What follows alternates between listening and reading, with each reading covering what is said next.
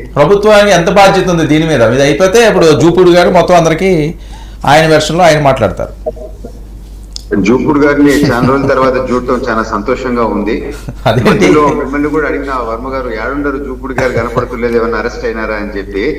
లేదు, బాగుండారు. ఈ రోజు ఈ ఇన్సిడెంట్, ఈ సీరియస్ ఇన్సిడెంట్ మనం చూస్తూ నా రిక్వెస్ట్ ఏంటంటే జూపూడి గారితో, మొన్న విరోచితంగా పోరాడినట్టు మళ్ళా పోలీసు వాళ్ళ మీద మీరు పోరాడొద్దు. వీళ్ళు పోలీసు వాళ్ళు మీ పాత విధానంలోనే కొంచెం ఇంకా అట్టే ఉండరు, మీరు బాగుండాలని చెప్పి కోరుతూ, మీకు మళ్ళా ఏమైనా అరెస్ట్ అయ్యో ఏమైనా అయితే వర్మ గారికి ఒక స్పోక్స్ పర్సన్ దొరకరు, వైసీపీలో ముందే తక్కువ మనుషులు ఉంటారని చెప్పి ఒక చిన్న request. Okay, now I will come to the point. YCP వాళ్ళు సర్వ ప్రయత్నిస్తున్నారు దీన్ని రాజకీయం చేసేదానికి, కూటమికి, టీడీపీకి అంటగట్టేదానికి. ఇక్కడ మనం క్లారిటీతో ప్రభుత్వం వేరు, ఈ ఇష్యూ వేరు అని చెప్పేది మనం అర్థం చేసుకోవాలి. నేను ఒక ఇన్సిడెంట్ చెప్తాను. ఫస్ట్ ఎన్టీఆర్ గారు సీఎం అయినప్పుడు అప్పుడు ఇట్నే ఒక ఇన్సిడెంట్ జరిగితే డిపార్ట్మెంటల్ ఎంక్వైరీ చేశారు. అప్పుడు ప్రతిపక్షము లేదు జ్యుడిషియల్ ఎంక్వైరీ కావాలని అంటే ఏదైతే అదే అని చెప్పి వారు ఇమీడియట్ గా యాక్సెప్ట్ చేసినారు. అప్పుడు ఆ పోలీస్ ఆయనకి లైఫ్ కూడా పట్టడం జరిగింది. అంటే ప్రజల పక్షాన వ్యవస్థని కరెక్ట్ గా రన్ చేసే తత్వము తెలుగుదేశం పార్టీది, ఇప్పుడు కూటమిది అని చెప్పి నేను తెలుపుకుంటున్నాను. ఒక 2-3 చెప్పాలి. అసలు ప్రభుత్వము సీరియస్ యాక్షన్ తీసుకుందా, లేకపోతే ఏమన్నా తప్పులు జరిగినాయా? అందుకని క్రొనాలజీ ఈ 5-6 డేస్ ఏం జరిగిందో నేను చెప్పాను. 16వ తారీఖు గవర్నమెంట్ సిఐని విఆర్ కి పంపించింది. 17th ఒక్కొక్క రోజు ఎంత యాక్షన్ జరిగిందో చూడండి. ముఖ్యమంత్రి గారు సింగపూర్ నుంచి రాగానే డీజీ గారికి సిట్ అయ్యమని చెప్పినారు, సస్పెన్షన్ ఆర్డర్ ఇష్యూ చేయించినారు.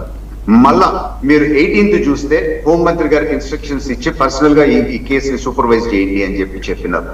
19th మీరు చూస్తే ముఖ్యమంత్రి గారు ఆ తల్లిని పిలిపించుకొని మాట్లాడినారు, ఆ కేసు ఫైల్ చేయించేసినారు. మళ్ళా 21st మీరు చూస్తే సిఐ పైన ఎఫ్ఐఆర్ బుక్ అయింది. 22nd సిట్ రిపోర్ట్ రావటం జరిగింది. 23rd సిఐని అరెస్ట్ చేయడం జరిగింది. 24 ఈ రోజు కోర్టుకు పోయినారు, రిమాండ్కి వెళ్ళిపోయినారు. అంటే ఎవ్రీ డే ఎటువంటి ఫాస్ట్ స్విఫ్ట్ యాక్షన్ తీసుకున్నారు. ఈ ప్రభుత్వంకి ఉండే చిత్తశుద్ధి ఏంది, కమిట్మెంట్ ఏంది ప్రజలకి అని చెప్పి నేను తెలుపుకుంటున్నాను. నేను ఇంకొక పాయింట్ చెప్పాలి. తెలుగుదేశం పార్టీ కార్యకర్తే భారతి గారి మీద ఏదో ఒక తప్పు కామెంట్ పెట్టినారంటే ఇమీడియట్ గా వారిని అరెస్ట్ చేసి లోపలేసినారు కదా. అంటే మహిళల గౌరవాన్ని కాపాడాలా అని చెప్పి ఎటువంటి స్విఫ్ట్ యాక్షన్ ఉండిందో ఒకసారి మనం చూడాలి. తర్వాత ఇప్పుడు మీరు చూడండి, ఎందుకు అనంటే ఇటువంటి ప్రతి వాటిని రాజకీయం చేసి ప్రజల్లో విద్వేషాలు రెచ్చగొట్టాలా అని చెప్పి వైసీపీ ప్రయత్నిస్తుంది కనుకనే ఈ రోజు ముఖ్యమంత్రి గారు, డిప్యూటీ సీఎం గారు, లోకేష్ గారు వార్నింగ్ ఇచ్చినారు వైసీపీకి. మీరు ఇదే విధంగా ముందుకు పోయి మీరు నోరు జాగ్రత్తగా పెట్టుకోకపోతే మీ తాట తీస్తాము అని చెప్పినారు. దయచేసి ఇటువంటి రాజకీయాలు మీరు మానుకోండి, లేకపోతే మీ మీద కూడా చర్యలు ఉంటాయి అని చెప్పి నేను ఒకసారి కూటమి తరఫున హెచ్చరిస్తా ఉన్నాను. మనం పాత రోజుల్లో వర్మ గారు చిన్నప్పుడు మీరు చూస్తే సీరియల్లో బకాసురుడు ప్రతిరోజు పొద్దున ఒక మనిషి తిండికి పంపించేవాళ్ళు కదా. నిద్ర లేయటము నరవాసన అంటే లేసేవాడు ఆ సీరియల్లో.